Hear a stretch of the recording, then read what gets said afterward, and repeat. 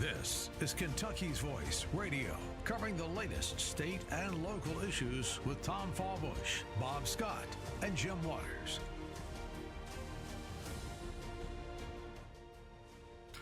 Hello, Kentuckiana. This is your special host, Dr. Lance Pearson of the Kentucky Liberty Caucus on Kentucky's Voice.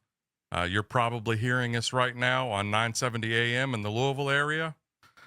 You also can find this show at Kentucky's Voice on either Facebook or YouTube. This podcast, so some video of what we're just going to be discussing on the show, will be on those channels. So just search for Kentucky's Voice on YouTube. And then we also will be rebroadcasting on local TV on Channel 21, which is WBNA, at 12:30 and 4 p.m., I think. I also want to do a little plug for Andrew Cooper Ryder's show tonight, which will be on a late night talk show and with some comedy mixed in. And that's going to be at 11, I think, on Channel 21. Okay. For today's show, we're going to be talking about rural life and agriculture in the state of Kentucky.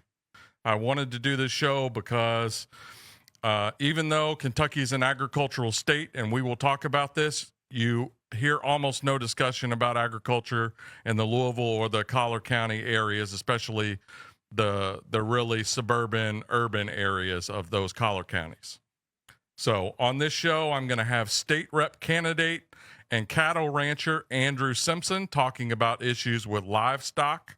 And I'm going to have on full-time soybean farmer, state rep Ryan Bivvens, hopefully later in the show. What we're going to talk about today is some of the big challenges that are facing agriculture right now. And don't let my analytical approach over the radio fool you. There is a 4 or 5 alarm fire right now happening in the state in terms of our agricultural economy. And we need to be paying attention to it because it drives so much of the rest of our economy. And, you know, these people are the heart of Kentucky. Let's just face it. Okay. So some perspective and some numbers. I'll try to get these out of the way in the intro segment. 70% of Kentucky's land is classified as agriculture. About 48% of that total land is considered what most people would consider agriculture more generally, like cropland, pasture land, that sort of thing. We have about 22% that's forest. 22% of the rest of that is actually in national forest or conservation land. We've got 1.5% that are lakes and waterways, and then only about 6% of the total land area of Kentucky is what we would call developed land, like urban cities or the dense suburban areas that circle those. So even though we focus in Louisville on urban issues primarily, 96% of the total land area of this state is much more similar to what we're going to be talking about today. Overall, farming is crucial to our economy. It brings in roughly $8 billion, and that may be an underestimate in direct receipts. And that doesn't even count the secondary economic impacts, which some people have estimated to be as much as $45 billion to the state of Kentucky every single year. Now, being an agriculture-driven state, the result is our GDP per capita, and let's face it, Kentucky isn't a particularly wealthy state. But I would argue that our agricultural identity is a blessing. And so I want to go into a little bit about that. We have a beautiful state, and a lot of that is because of agriculturally maintained lands. We've got a diverse geography in this state. We've got a moderate climate. We've got sunlight and soil that allows Kentucky to raise a significant quantity of every type of livestock animal and to grow pretty much any crop except those tropical and subtropical, citrus sorts of plants. However, agriculture in Kentucky is very different from what you would see in Iowa or Kansas or Texas. We got a lot of mountains that aren't great for any type of agriculture, and most of the hillsides of these rolling hills that you see everywhere aren't particularly good for farming things other than cattle, horses, sheep, goats, those sorts of things. So we're going to talk about all of those issues with agriculture in our next segment when we bring on Andrew Simpson. So stick with us after the break. You're on Kentucky's Voice. Now, back to Kentucky's Voice Radio, online at kyvoice.org. Welcome back to Kentucky's Voice. I'm your host, Dr. Lance Pearson with the Kentucky Liberty Caucus. You're on Kentucky's Voice. In this first full segment of the show, we're going to be talking with a candidate for the State House of Kentucky who is also a cattle rancher, and we will talk more about cattle ranching in our next segment. This one, I really want to talk about what he hopes to bring to that office of state rep. So can we bring on video of Andrew Simpson? Welcome onto the show, Andrew. Appreciate you for having me. I'm glad you're here. Can you just talk a little bit about what your candidacy is for? What district are you wanting to represent? Yeah, so I'm Andrew Simpson. I'm running for the 81st district, which is solely here in Madison County. We redistricted a few years ago. It was an urban district, but now it's been redistricted into a very rural part of Madison County and covers most of that. I'm running for Deanna Frazier's seat. She is stepping out to run for the 6th congressional. So we decided that we were going to jump on here and run for rural values here in Madison County. Okay. Now, for our listeners, Madison County is Richmond, Kentucky is in Madison County. It's basically south or maybe slightly southeast of Lexington, kind of the next county down. So there is a little suburban part, but it's largely rural. And most people don't know this, but Madison County has the most pasture land of any county in the state of Kentucky. So it's a big step to run for office, Andrew. First, thank you for being willing to run. I know it can be a challenge, and you're just getting into the start of it. But believe me, it's going to take a lot of time just getting the office. When you actually win that seat, it's going to take even more time. So, just tell us a little bit about your background. What do you do? Tell us about your family, your ties to the area, your community. Just give us your background, basically. Yes, sir. So my family goes back all the way to the Daniel Boone days. I've got ancestors that cut the trail. Most everybody from Kentucky is familiar with Daniel Boone and Boonesboro. It's funny now that we did some ancestry research here the last few years. We found out that one of his Axe Party people was my ancestor. It cut the way, and they awarded him 600 acres about 2 miles from where I currently live now. So it's kind of a full circle.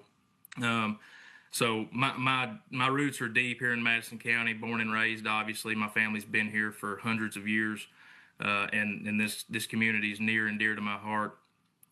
Basically, the big reason that I want to run is to represent rural Kentucky, rural Madison County. I feel like it's not well represented enough in Frankfort and even in Washington, but we just want to represent the rural values, the conservative values, and let people remember that there's a lot of us still out there, and they call it the silent majority. Down in my area, they're not so silent. They come to me with a lot of issues, but yeah, our new district, 81 was predominantly for a Democrat, and Deanna was able to pave the way for Republicans to run for that seat. She won narrowly. I think it was like a 12-vote lead that she won the first time. And after they redistricted, it's very, very conservative, very rural, a lot of farmland, and like you said, we've got a lot of pasture ground here, some row crops. But basically, I'm just a fiscal conservative that wants to represent Madison County as a whole and rural Kentucky. Represent farmers, and it's I didn't know this till a few weeks ago talking with Ryan, but I'm fairly confident he's the only full-time farmer that's in Frankfort, which is kind of scary to think about, especially on me coming from a farm background. We raise cattle here. We're in a transition period, which we'll get to talk to about later, from feeders backgrounding, which is I'll elaborate on later. But now we're transitioning into the cow-calf. Blue-collar worker, Yeah. have been my whole life. Family's blue-collar. A lot of nurses in my family. My wife's a nurse. I've got two young children, 4 and 5 years old, both in school, and that's just kind of a background on me. Okay. But So just basically sounds like salt to the earth, conservative. What made you decide that you wanted to actually get into politics, though? Have you had any experience representing like community organizations? Can you talk a little bit about that? yeah, sure. So I'm very active in my community. I was a young chairperson for the Republican Party in Madison County, and that's kind of what got me into politics about 7, 8, maybe 9 years ago. Ended up being the treasurer of the Madison County Republican Party for a couple years. That's what got me into politics, and from that stemmed me wanting to be in the community and be more involved. Uh, Started serving as a board of directors on the Cattlemen's Association a few years ago. Really enjoyed that. Really enjoyed us growing and trying to grow our organization here in the county. And then the big one, people kind of saw me in representing farmers and liked what I had to say. So I got involved with the Young Farmer Program with the Kentucky Farm Bureau, Okay. which I can't sing their praises enough. But I roll off the committee this year. But now I'm currently District 8 chair for the Young Farmer Program, and I have loved every minute of that and what Kentucky Farm Bureau stands for. Okay, that's fantastic. And you're a member of the Madison County Beef Cattle Association too, right? Yes, sir. Yeah, Board yeah. of Directors. Okay, great. Okay. Now, if people want to find out more about your campaign, maybe they want to give to your campaign and get more conservative people elected to office, where do they go? How do they do that? And are you having a fundraiser? And give us the details of that too. Yeah, so we have our website, voteandrewsimpson.com. We also we're very active on Facebook and social media platforms. I've had a few viral videos, not politics related, but just on the farm stuff. Cows chasing me down and stuff. But look us up on Facebook, Andrew Simpson for state representative, and then uh, uh, Through your our website, there's a link to donate, right? yeah, there is a Okay. link on there. As far as fundraising goes, we have a fundraiser coming up on the 21st of November. Uh, Sneaking up on us pretty fast, but we're expecting a big crowd. We've got Mark Metcalf; he's going to be our keynote speaker and introduce me, and we're going to have a lot of influential people there. So if you want to learn anything about politics and how politics is shaping in Kentucky, I recommend you come to that fundraiser. Okay. So just to hammer those points home, if you want to find out more about Andrew Simpson, go to voteandrewsimpson.com. Spell all that out. It's exactly how you think it should be spelled. Voteandrewsimpson.com. If you want to find out more about that fundraiser, if you're in the Lexington area or Madison County area, Berea, Richmond, any of the outlying areas, that's going to be on the 21st of November, and you can find out more about that on his Facebook page, which is Andrew Simpson for State Representative. When you do choose to donate, and I hope that you do, you'll be taken to Win Red. And I just want to warn you on Win Red, don't put your cell phone number in there. You're going to get blown up with text messages from the National Republican Party. And then also, if you give out that email address, which you probably will be required to, give it to an email address where you're not worried about getting blown up on that. That isn't because of Andrew, by the way. That's just the way WinRed operates. It's run by the National Republican Party. Okay, so that's a great intro. I'm excited about your campaign. I will be giving money. If our listeners and viewers give Andrew $800 over the next week, I will match that with $200. So give $800 collectively from people outside of his family, and I will match it with $200 to get him up to that $1,000 mark. Being involved in local politics is super important. All right, let's transition over into the ag business, which you're very familiar with as a cattle rancher. First, just tell me, how many acres are you working? Your company is called Simpson Livestock. And then how many head of cattle do you have right now? And how many of those are you wanting to send to market versus building out your herd? Yeah, so right now we're kind of in that transition period. I predominantly not a cow calf guy. I've always been in the backgrounding business, which is basically we buy smaller cattle, 500-600 pounds, bring them to our farm, and we feed those out. And I'm transitioning away from that because the market has gotten so volatile. Cow calf is a little bit safer. We're in the herd building process. We're running on 400 acres, and we've got right around 40 mamas right now. So we're working on that. We're getting our herd numbers up. We're trying to cull as hard as we can right now early to start a good genetic background here. And we sell also direct to consumer, which we've got into about 2021 during COVID. And that's been a big boon to your business, right? All right. Yeah. We're coming to the end of this segment. I want to keep people in mind that cattle and calf is approximately 14% of the agricultural products of the state of Kentucky. We'll talk more about issues affecting that industry when we come back from the break. Come on back. I'm Dr. Lance Pearson on Kentucky's Voice. Are you ready to stand for truth? Kentucky is at a crossroads, and we need voices that won't back down. This is your moment to rise, speak up, and be part of a movement that's changing the narrative in the Commonwealth. Kentucky's Voice is calling on bold citizen journalists, fearless editors, and those unafraid to speak truth in the public square. Volunteer, intern, contribute. Scan the QR code or visit kyvoice.org to join the fight. This is more than media. This is your moment. You are Kentucky's voice.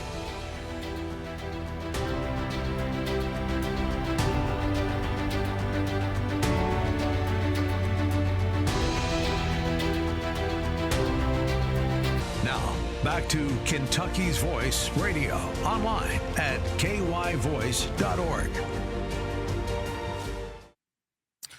Welcome back. This is Kentucky's Voice. I'm your special host, Dr. Lance Pearson of the Kentucky Liberty Caucus. Today's show, we're talking about issues with rural Kentucky and the agricultural industry, and I've already said this in the intro, there are some very serious issues right now with agriculture, and we want to dive into those. I would call them 4 or 5 alarm fires. So we need to understand these. I'm going to have my guest on, who is Andrew Simpson. He's running for a state representative spot, and he's also a cattle rancher. I want to, before I bring him on to talk about those cattle issues, talk about a few basics of Kentucky agriculture again. Kentucky is dominated by what are considered very small farms.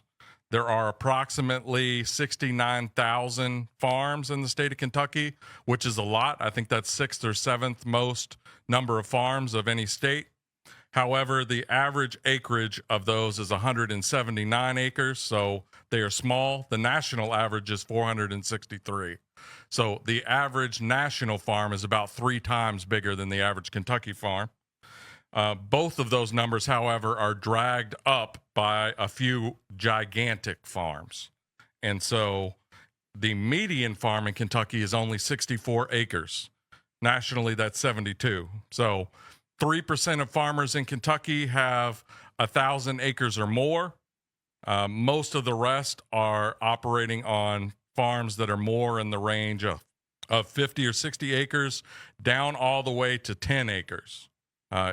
Your property can be considered agriculture if you have at least 10 usable acres for use in agriculture.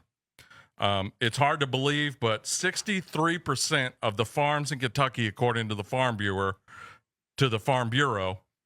operate as little more than hobby farms, where the total sales, not the profits, the total sales of agricultural products are less than $10,000 per year. So a very small number of people are controlling a lot of area agricultural land, but providing the food for your table. If you go home and you ask your kids, how did that hamburger appear in the store? You're going to be surprised by how little they understand what that process is like. And we're going to talk a little bit about that with our next guest, Andrew Simpson. So Andrew Simpson, let's bring him back on.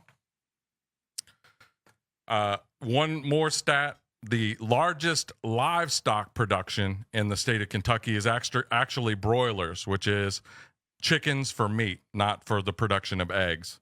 That's about 17.5% of the agriculture in the state, and that's mostly concentrated out in the west, like Graves County. I think they got over 1 million broilers. And anyway, so $1.4 billion from broilers. Cattle and calves are producing about 1.1 in direct receipts from cattle and calves in the state of Kentucky. It's the second biggest livestock. So, Andrew, talk to us a little bit about the cattle business. I know that there has been a recent spike since October or November of last year in the price of beef that's showing up in people's groceries after what seemed like 2 decades of basically bottom barrel, impossibly cheap beef. So talk to us a little bit about some of those factors. What's causing that spike in prices at the grocery for beef? And then how is that translating into possible profits finally from the cattle industry? Well, I don't want to point any fingers, but it's not us. It's not the farmers. Yeah. The problem with that is the packers, the people who are putting that beef in your grocery stores. It's not me. I sell beef off the farm, sell a lot of it. We do retail cuts, but I'm able to control my prices and I'm able to be competitive. As far as the spike goes, I know, for the last, I think 3 years, the market has been really stout and just keeps going. And the market here in Kentucky is still stout. You look at your future boards, your CMEs, your LRPs, all these things, which is livestock risk protection plans. Those boards are getting softer, but the market here in Kentucky at the sale barns is still really stout. Right. So we've got that to go on. I think the Argentina stuff has kind of scared people a little bit as far as, speculators go, but our markets are still pretty stout, and our herd numbers in the United States are at the lowest they've been in 70 plus years. That's right. Which is scary to think about. Yeah. So just to reemphasize that, our cattle population in the United States is at the lowest levels it has been in about 70 years. There are 4 giant meat packing companies. You've heard of like Tyson Foods, but JPS. So there's 4 meat packers that control about 85% of actually cutting up those cattle and then sending it out to the groceries to then do the final butchering and put it in your grocery and on your table. They control basically the price, and they also accumulate a lot of the profits. So yes, the price of beef has gone up a little bit, but not a ton of that profit is coming to the cattle farmers. They're just starting to really dig out of some holes that they've built when we've had all those low prices. The thing that you've heard about recently in the news is President Trump has, and the details are still to be fleshed out, has agreed to import more beef from Argentina to help prop up the agricultural economy of Argentina. The result of that undoubtedly is going to be a decrease in the price of beef, perhaps at your grocery, but it's also going to cut into all the profits that are being made by the cattle industry. And this is not a lucrative industry in general. A lot of people are in this cattle industry in the state of Kentucky on small farms, and they're barely making it. So don't think that Andrew is raking in the profits right now. He's just basically at a beef price where he can actually make it. He's not becoming a gazillionaire off of this.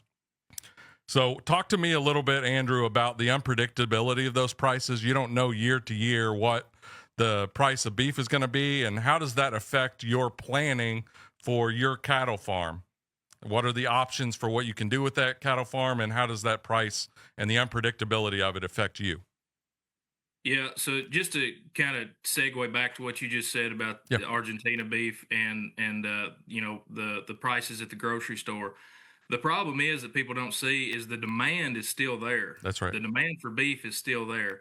So regardless of however much beef we import, if the demand lowers, we can start seeing those retailers drive their prices down.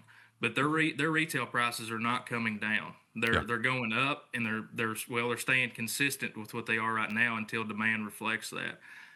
So the more beef we bring in is not going to help anything. The amount of Argentinian beef that can come in from Argentina is a drop in the bucket. Right. And the only thing, in my opinion, that it will do is hurt farmers. That's right. Yeah. So, but on that, I mean, I don't think they can produce, which they in Argentina. I don't know if you've done very much research, but their protein is beef. They're killing animals at 900 pounds, where we're killing them at 1,700 pounds. That's what their country people eat is beef. That's their main protein. It's not chicken. It's not pork. It's beef. So I don't think they can domestically produce enough to ship to us to even make a difference in the grocery stores. Yep. And so part of the changes in price is also we've imposed tariffs on beef that's being imported from Brazil. There are also some other factors that have reduced the herd, and those are things like, to some extent, bird flu, although that mostly is a danger in dairy cattle, but also this thing called a New World screwworm. And yes, that is the name of it, a New World screwworm. But basically a parasitic fly that lays eggs in live cattle that had been eradicated in North America about 20 or 25 years ago, but has started because we've been importing all this beef and people have been smuggling beef across the Mexican border like it's drugs or human trafficking. They're trafficking beef across that. And we've got, especially in Texas and the southern parts of our country, we're starting to see some cases of screwworm that is a danger to our cattle supply. So that's reducing the supply that we usually have of beef as well. Yeah, and that's the problem too, is us importing beef. Like there's a reason that we had embargoes on like Paraguay, for example, the hoof and mouth disease. Right now in Kentucky, I don't see the screwworm being a huge factor. Yeah. We just had our first frost last week. That fly and larva can't survive in our cold winters. Winter's fastly approaching. That's so right. I don't see it an issue for us, but as a market as a whole. All right, South, come Texas, back right after the break. Now, back to Kentucky's Voice Radio, online at kyvoice.org. Welcome back to Kentucky's Voice. I'm your special host, Dr. Lance Pearson. You're on 970 AM. We also have, and I want to remind our viewers, there is a podcast of this on the YouTube channel for Kentucky's Voice, as well as Facebook. So go ahead and find those. We will also be on at 12:30 today and at 4 p.m. on Channel 21 if you have Spectrum TV in the Louisville area especially. Okay, we're going to try to keep around Andrew Simpson, who is a cattle farmer, and we talked about that in the previous segment. But I want to bring on now a very esteemed guest, Ryan Bivvens. He is a state representative. Ryan, you'll have to tell me exactly which counties. I know it's Larue and Hart. There's Larue, Hart, Greene and Greene County. Greene County. Okay. Yes, sir. And so I brought Ryan Bivvens on because he's one of, and I would say he's one of two full-time farmers. His sweet mate, Kim Holloway, is the wife of a full-time soybean farmer. And as I'm sure Ryan knows, being the wife of a full-time farmer makes you a full-time farmer. She's got 7 kids. It does. That's right. So absolutely. Her name's on those bank notes just like the husband is. That's exactly right. Wife's the partner. That's exactly right. So Ryan is especially knowledgeable because he's one of the largest soybean farmers in the state of Kentucky. He's been extremely involved in the Farm Bureau, which is essentially the organization that gets people into agriculture and provides all kinds of resources. I also want to give a shout out to University of Kentucky's extension offices, which are a great resource for farmers. But I wanted to bring Ryan on to have him talk about some of the issues related to crop farming in the state of Kentucky. Crop farmers, and I'd argue probably even more than cattle farmers, which we talked more in the last segment, have been affected by some national factors that have affected the price of soybeans. The largest crop that is grown in the state of Kentucky is actually corn by about 1%. I think 17.5, $1.4 billion worth of corn, a lot of that going to those bourbon manufacturers. And then soybean is not far behind that with 1.3 billion in farm receipts. That's about 16% of all the agricultural receipts from the state of Kentucky. So Ryan, why don't you talk a little bit about some of the issues that you're seeing, as you know, talk about how many acres you're farming. Part of that is leased land, I'm sure. Part of it is land that you owned. Talk about the economics there and just like the insane amount of debt that it takes to operate, to own all that land, or even to own all the equipment in order to farm that land? Well, I think a lot of times people, they're, I hate to use the word ignorant, but that's what they are about agriculture because they're removed from it. So this year we're a first generation farm, so we're kind of an oddity. We're not a family multi-generation farm that's been passed down. We started from scratch, but through an FFA project is how I got started. My wife and I met through FFA, and that's actually where I'm at today. I'm in Indianapolis, and I found a quiet room. I'm at National FFA Convention up here because I have a son that's being recognized today, so I come up for that. But we'll plant right at 10,000 acres this year of corn, soybeans, and wheat. Wow. We own about 1,500 acres of that. The rest that we lease from 86 landlords across 2 counties there in central Kentucky. I tell people, they look at us and you say those kind of acres and they think, oh my gosh, that's large scale corporate agriculture, but it's not. It's truly is family agriculture. We've seen the farm change and drastically change. And I know in the last segment you talked about farm size and whatnot. Yeah. And, it only takes 10 acres to have a farm. Yeah. But the thing is, all of us experience the same kind of problems. We experience the same kind of everyday glories, successes, but also hindrances. One of the biggest things right now, I tell people, the more acres you have, it just means that you lose that much money that much quicker because you're multiplying it that much more. Yeah. But right now, we are in a dire situation in agriculture. People talk about beef prices being up, but really and truly, and I was glad to hear you say this, the cattle farmer have just now got to a point where they are making a good profit. Right. Because they have been hit with inflation. You think about your household income and how much stuff's gone up. We've seen prices go up, and I give the examples of 2002 is the first year I put a crop out when I moved after I graduated from UK. It cost me right at $190 an acre to grow an acre of corn that year. Fast forward to 2025, I've got $960 an acre tied up in an acre of corn. Wow. When I look at equipment costs, land costs, we've seen all these costs go through the roof. Yeah. And I've started making a comment and really be vocal about it. I don't, yes, the trade war is an issue that we've seen with soybeans. Would it help if we had free trade rolling into China? Absolutely it was. But that's a whole nother argument. Part of our problem is you look at the inflation and these input costs that we're dealing with. Right. We've seen consolidation in the marketplace. We've seen all these mergers and acquisitions from major companies with really no oversight, in my opinion. I blame the federal government a little bit on that. Maybe they need to start looking into it because, I'll give the example. Years ago when fertilizer prices first went up, we was told, hey, it's because crude oil prices have gone through the roof. Well, now crude oil prices are half of what they were, and guess what? I'm paying as much for fertilizer today as we ever have. Yeah. Yeah. It's insane. And when you talk real numbers, I've shared my numbers with people this year. With the crop that we have this year, I think we'll be experiencing somewhere between $1 million to $2 million loss on the farm this year. Yeah. From the money we put into the crop of our operating budget to what we get out of it. Right. All right. So I want to talk about 2 things that you brought up that were fantastic points. Let me get that out.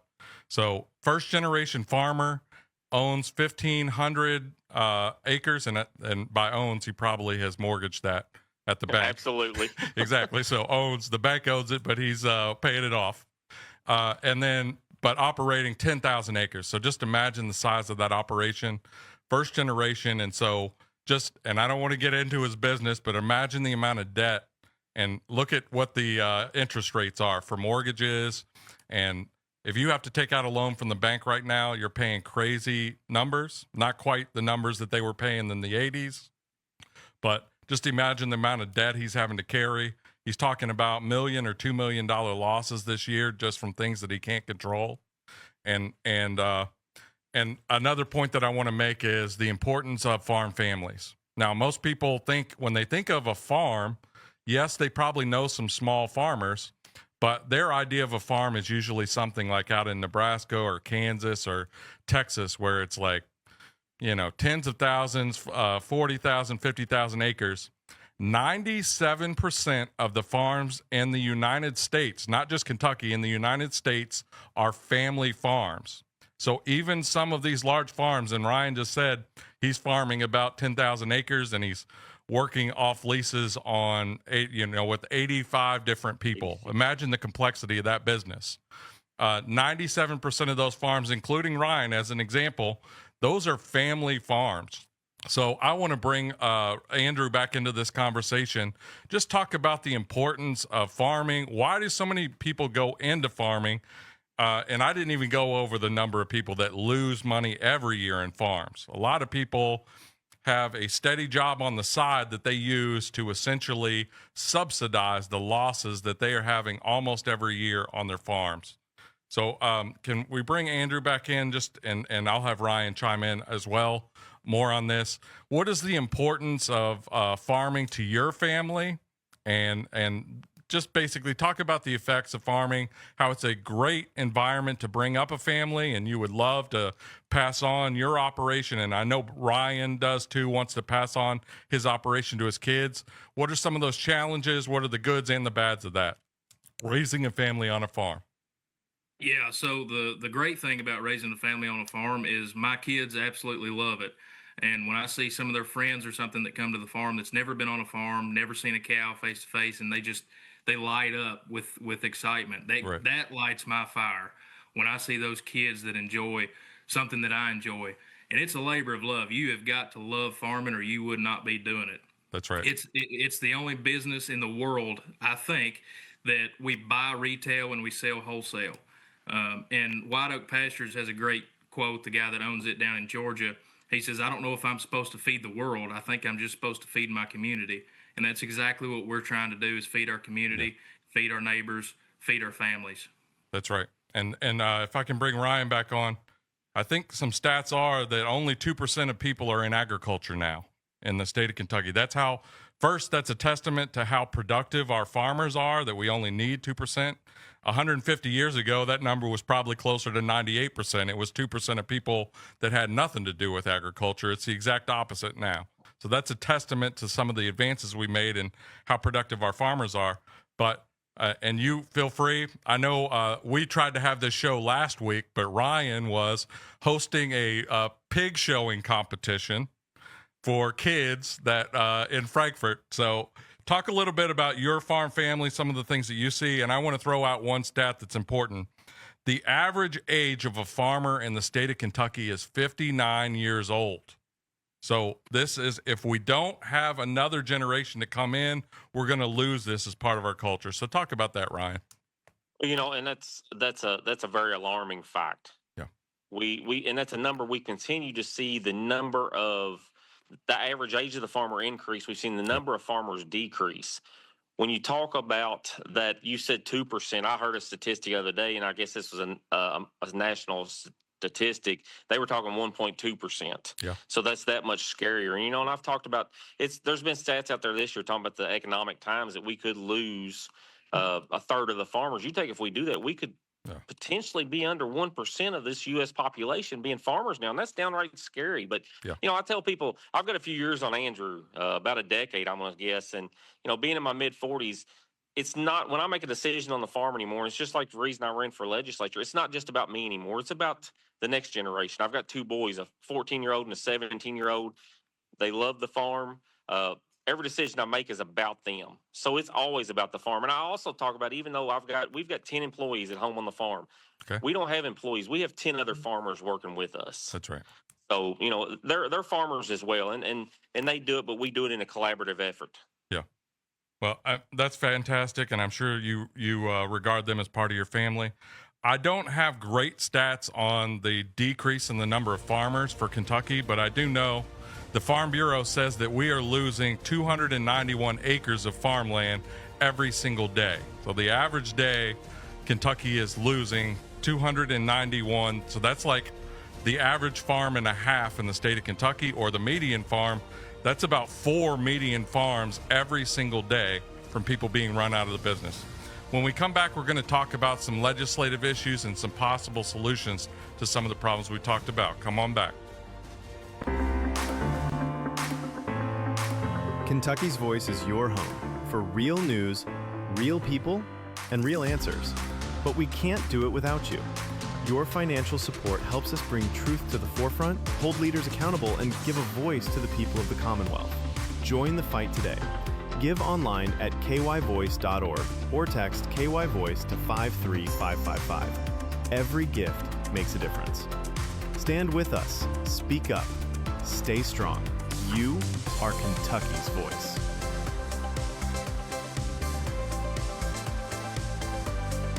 Now, back to Kentucky's Voice Radio, online at kyvoice.org. Welcome back to Kentucky's Voice. I'm your special host, Dr. Lance Pearson with the Kentucky Liberty Caucus. Today we are talking over rural. That's a tough word to pronounce. Rural Kentucky and agriculture. This is an agricultural state, certainly by land area, but with 69,000 farms, if Kentucky is reliant on our farmers. And I just want to emphasize, we don't pay nearly enough attention either at the state legislative level or in our daily conversations about where our food comes from and how we need to support those Kentucky farmers. That's going to be the focus of this next segment, where we talk about some legislative issues, some things that we might do to improve things, some discussions that are happening in Frankfort about agricultural issues in rural America. I just want to cap up some of our previous segments on the biggest factor that is a challenge for our agricultural issues is that our farmers are price takers, not price makers. In other words, the cost of their inputs are skyrocketing because they don't have control over how much those things cost. Things like feed, seed. They don't control the mortgage rates for their properties. They don't control at the end product level. They don't control what the ultimate price of soybeans or corn are at the final market, or we've got those big four meat packers that control 85% of the actual animal slaughter or cattle slaughter. And there's about four industries also for broilers and chickens. Same thing in pork. We basically have a few big companies that set the prices, and your average farmer doesn't really have the ability to do much other than just decide when they're going to sell their cattle, or decide whether they're going to put them into producing more calves or send them off to collect some profits. So those are the core issues and why Kentucky farmers are really struggling. This is a 4-alarm fire, if not a 5-alarm fire, that we have to be paying attention. I want to bring Ryan Bivvens, our state rep, back on to talk a little bit about agriculture at our state legislative level. What are some of the things that you all have been talking about this summer in the interim ag committee? And then we'll get into what are some possible legislative things that we can do to help out our farmers. Go ahead, Ryan. Well, thanks, Mike. Thanks for having me on again. It's, this over the summer during the interim session, we've heard several different topics in ag committee. Some of the hot ones, we always talk about some of the highlights. We try to listen to our commodity groups, listen to the Farm Bureau, listen to things that they want to talk about. We've talked about issues like farmland transition. We're always having on the mind, how do we save the family farm? This last time around, we listened about a potential program to promote ag education in more urban surroundings, like say a Louisville or a Lexington. How do we do that with our youth so they have a better understanding of it? But I think probably one of the hottest topics that we've talked about this summer has been eminent domain. We've had a couple examples come in, and I've told people, I've prefaced with this, when I drive by, look at a piece of pasture land or a piece of cropland, I'm admiring the beauty of that ground and the potential that it has as far as raising livestock or growing a crop. 90% of our population, when they drive by that, they look at that and they think about the potential they have to make money off of it. That's right. It's nothing against them, but they look at it in a different light than we do. They look at it and think, wow, can we put a subdivision there? Could we build a factory out there? Look at that big wide open piece of ground. Look what it could do and the tax revenue it could bring to our area. All right. Let me hop in really quickly. Some people aren't even sure what eminent domain is. It's basically the government seizing your land without you really having a lot of say in it in order to have some community purpose for that property. They basically take away your land. They do compensate you to some extent for that property, but they use it for something else. And just on your general topic, I just saw that Amazon had built a data center in northern Indiana, which is mostly cornfields, and they said, look at this gigantic factory that we put in. Before this, it was just cornfields. And I was like, just cornfields? What does that mean? But that is the attitude that a lot of people have to it. oh, this is the land that I don't see a building on, so what building could I put on there? It is productive land, it's feeding you, and it is a vital part of our industry. All right, go ahead, Ryan. And with eminent domain, it's supposed to be for the better good of the community. That's right. So a lot of times it was intended originally for utilities or roads or things like that. And we've seen instances in other states where it's being taken for private industry to try to build that factory or something, as you referenced there. Right. One of the things, Lance, I think people don't think about when they look at that land, yes, it provides food. It provides maybe fuel, clothing, whatever. We don't think about what it does to our ecosystem.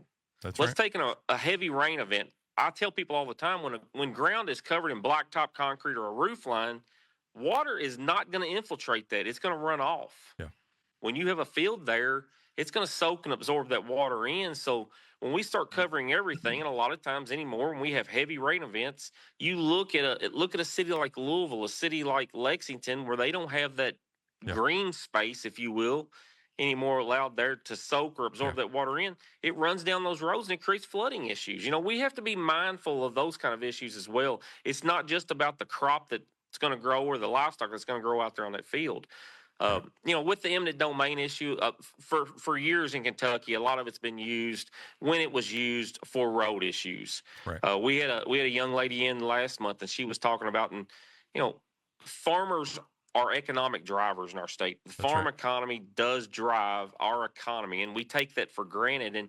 And this young farm family, they had a family business that they ran, and transportation cabinet came into them and was taking part of their ground. It didn't amount to much. I mean, we were talking about, I think, 3/4 of an acre. Right. But it altered entrances that they brought large trucks into, and then they were unwilling to cooperate. And, I've always told people, I don't care what side of the aisle you're on, if you're man, woman, whatever it is, you treat people the way you want to be treated. And we've got to make sure we're continuing to do that in government as well. That's right. I think that's part of our job as a legislature, to oversee some of these cabinets and stuff. And I'm not going to say there's not bad actors out there. It's just like in the farming community, there's bad apples in it. We all know that. In the radio world, there's bad apples that are on the air. That's right. We all will admit to that, but we've got to do what's best for our state and our citizens and try to move that forward so that we have a better place for all of Kentuckians. That's right.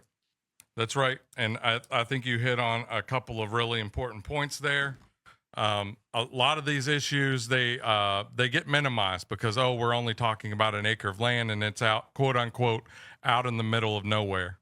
Well, for that farm family, that's not out in the middle of nowhere. That's on their property. That's their family's land that they probably have owned for multiple generations, and they are struggling and fighting every day to keep that thing afloat. And then the state comes in and they change an entrance or an exit or something else that makes them what they consider a minor change. It completely changes the operation of that farm. What are the entrances? How do people come in and get the products that they're trying to sell? How do they ship it out? So all of those factors, and I want to emphasize this. I don't know any farmers that are opposed to, in general, opposed to progress.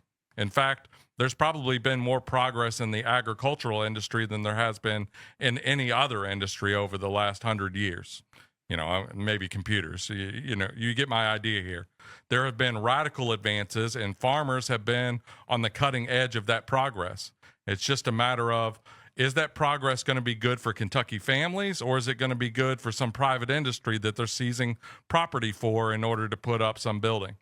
The other thing that I really want to emphasize is once that farmland is gone, it's gone. If you tear up a field and you put asphalt down, concrete down, you put a building up there, once you tear that building down, that topsoil is not coming back. You can take topsoil from somewhere else, ship it in maybe, but that topsoil took 1 million years in order to develop so that you could have productive land to grow crops on. And so as soon as you put a building up on it, that's not coming back. Even if you wanted to, making that back is a massive investment that never happened. So that you can pretty much write that farmland off. Are there any other issues that you want to talk about just in general about the work ethic of people in rural Kentucky? What is your explanation for why there are so few agricultural people and especially full-time farmers in the legislature? Just talk about some of those issues, Ryan. Well, I think farmers as a whole have always wanted to stay at home and do their job. I tell people Right. all the time, I think some of the battles we fight in agriculture is because of the fact we have not told our story well. I was always taught early on, when you're pointing your finger at someone, you got three fingers pointing back at you. So That's in right. this instance, I'll take part of the blame. We haven't told what we do in agriculture. We've let social media tell the story. We've let non-ag people talk about our industry. That's I right. tell my boys all the time, you have got to be able to get up and talk about yourself and talk and brag on yourself. And my wife takes it a step further and says that if you don't do that, that a lot of times they are going to, you tell your story, you're going to be the superhero in it. Somebody else tells it, you're going to be the villain. That's right. You know, I think the reason we don't see more people getting involved, and I've stressed to people over this last year, they have got to get involved. I don't care if it is serving on a local planning and zoning committee, running for magistrate, serving state legislature. You know, they don't have to go to the state house and serve if they don't want to, but get involved in your community, because we've got to have a voice at the table as agriculture. That's right. Because if not, agriculture is going to get left out. You know, one of the things I'm very proud of organizations, whether it's commodity groups, whether it's cattlemen's, the Kentucky Soybean Association, or groups like Farm Bureau that stand up every day. But, you know, I've also see that as we see less and less farmers coming in and being involved in our industry every year, we have more and more people that are non-farm that are running a lot of these industries. And unless you really have boots on the ground, it's hard to understand that sometimes. And I'm tickled to death to see a guy like Andrew running for the state house, because I think we need more people. But I've also told people we don't need all farmers up there. You need a wide, diverse group of people serving in the legislature so that all ideas get shared. That's right. That's right. And I would argue that part of it also is the rural parts of Kentucky are far less organized as a voting bloc in the legislature than the people in the cities. You look at the communication among the Louisville area and the Louisville Collar County Republicans. They get together. They have press conferences together. They get together on legislation, and they want to pass this particular idea. And they've got 10, 12 voices in their caucus fighting for just those issues. And so even though Republicans dominate rural Kentucky, we don't have legislators that work together just from the outside, at least. It doesn't appear that they're good at advocating for those issues, and we need to get more people involved. Okay, I want to thank our guests, State Rep Ryan Bivvens and candidate for State House Andrew Simpson, who have talked to us extensively about crop farming, about livestock farming, and issues in rural America. Take this seriously, Kentucky, because this is a 4-alarm fire situation we need to address. Thank you.